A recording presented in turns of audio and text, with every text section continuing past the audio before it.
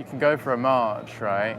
And that's an appropriate response to, if you want the council to build a local green park or something. But when it comes to the death of our children and the next generation, I think that we need to step up our game a bit. About 30 years of failure, with all due respect to conventional campaigning. Carbon emissions have gone up 60%. I mean, it's more than bad. I think it was Margaret Mead who said all it needs and all it's ever needed is a small bunch of people to really follow through with what they say.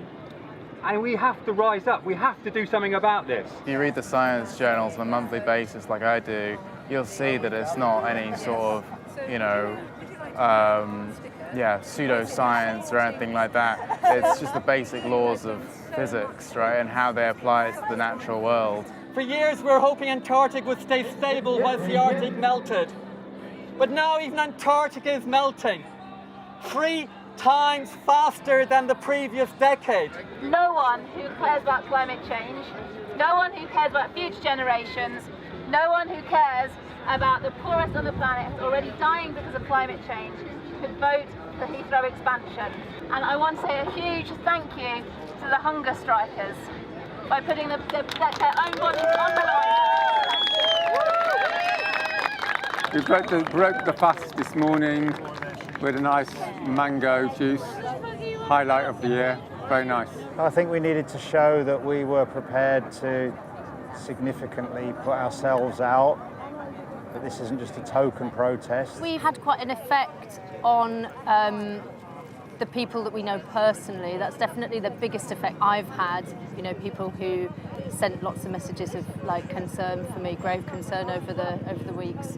I was able to respond to them and say, well, this is supposed to upset you. So there you go, it works. It's good to know that it works. This kind of action is supposed to sort of arouse emotion out of people, which gives you the opportunity to sort of make them listen.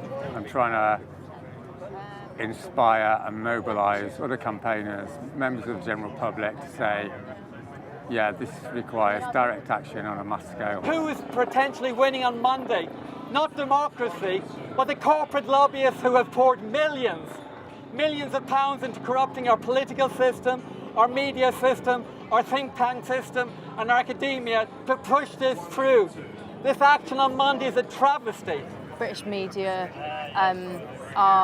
are failing the general public on this issue, and they've continued to, even though they've got a group of people who've willfully starved themselves for 14 days to make a point, which I think is really quite a big deal. As far as the national media is concerned, apparently they think the World Cup and Brexit are more important.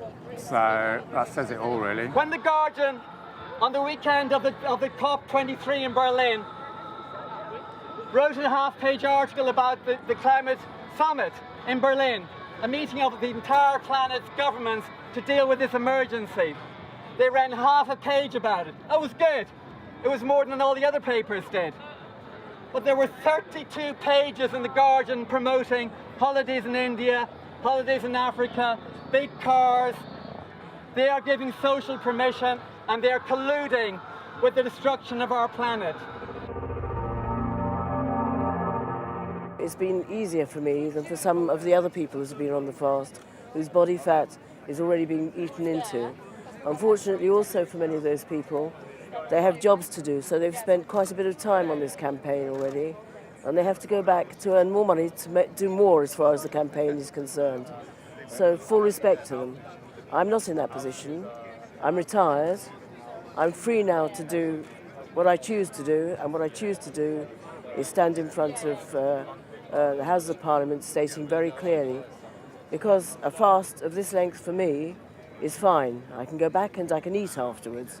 But for people in the global south who are now starving and who we soon may be joining as refugees ourselves, this is for them. It sickens me that the people behind in this building, in the House of Commons, they know what's happening. They know the science. We've spoken to them. They know that we're locked into 2 degrees C, and they know that millions of people are going to become climate refugees and die from it, and yet they don't act on it.